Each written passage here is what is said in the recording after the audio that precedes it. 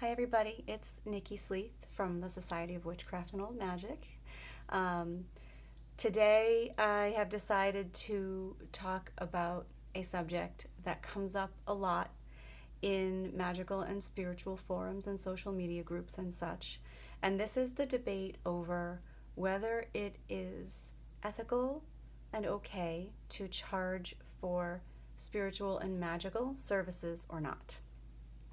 Um, so, um, Obviously, I'm a little biased because I do this for a living. I run an occult order that is large, where I'm teaching multiple classes full of people per week, and doing sessions for healing work, energy work, spell work, psychic readings, and so forth. And I do this in order to help pay for my family's bills. Um, I have put in years of my life of formal training, spent money and loads of time on formal training, and hours a day on additional study and practice for most of my life at this point. So it has become my profession. So, one point I want to make about whether to decide if it is in the scope of someone's right action to charge. Are they doing this as a hobby, or are they doing this as their trained profession in which they have recognized expertise? So you can always take other examples from the world. It shouldn't be any different um, if someone's doing this as their job than someone doing another skilled service as their job. If the carpenter down the street doesn't do that for his work, but he has carpentry skills, maybe he'll help you with a project without expecting payment. And maybe you'll do something nice for him in exchange, him or her in exchange. Um, that's fair because that person has another way to pay for their food and their survival, and they're using their spare time to help you out of the goodness of their heart.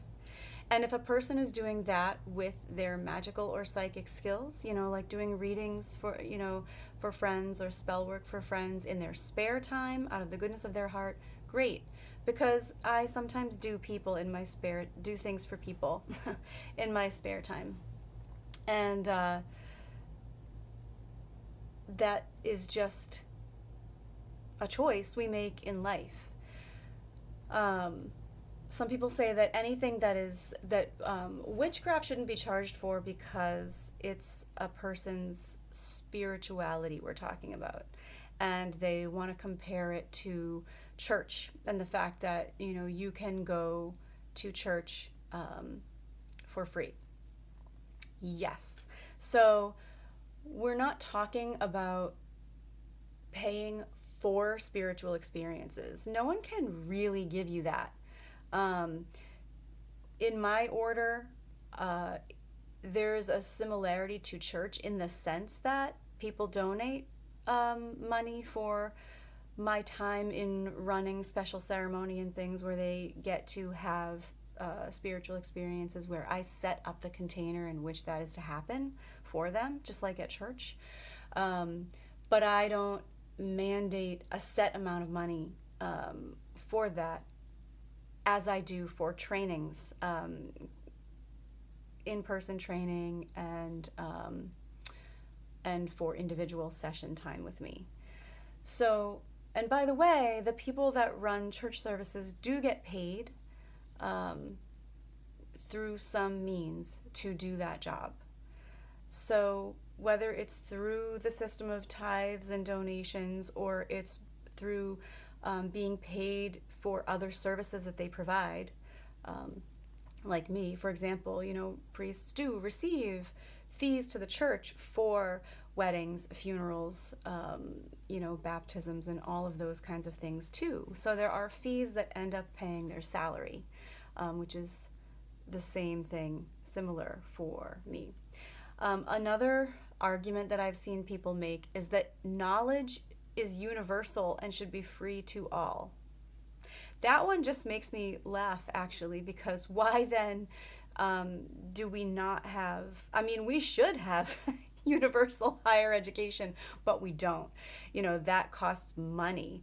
It costs money to train in a skill, and it costs money to acquire advanced knowledge in a topic area in order to become considered an expert. You can study on your own all you want, the knowledge that's out there, but it's not the same as being trained by someone and going through all of the thorough steps that allow you to be recognized as having credentials. So I don't agree that knowledge is free to all. Just look at the magical field of hermetics. That in and of itself has come to mean sealed, contained, kept secret within a certain population of magically readied adepts.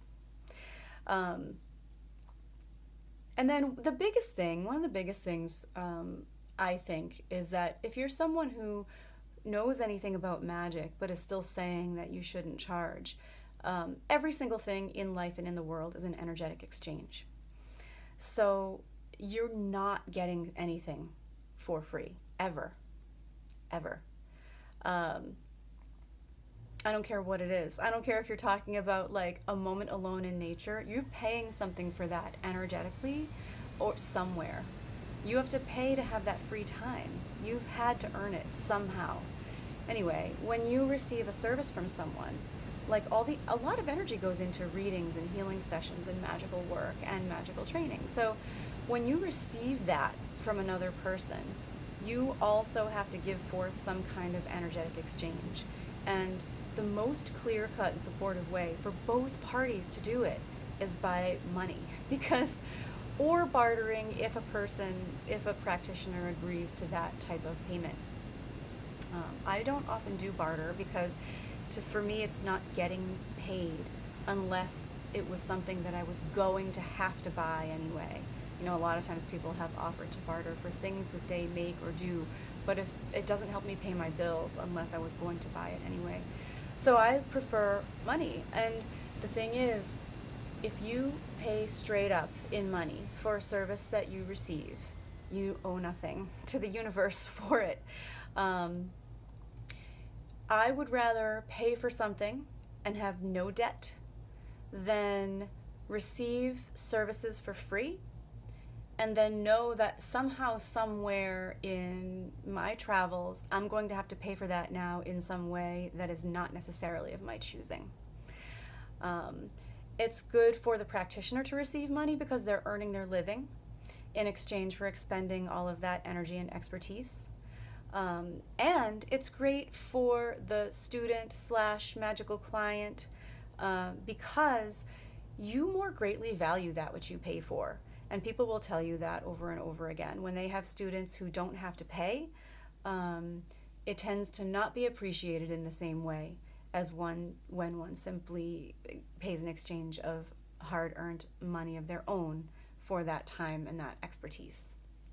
So there are a lot of reasons, and those are some of the reasons why I think that it's totally fine, if not necessary, to pay a qualified expert to receive magical services. As my dad always used to say, you always get what you pay for, kids.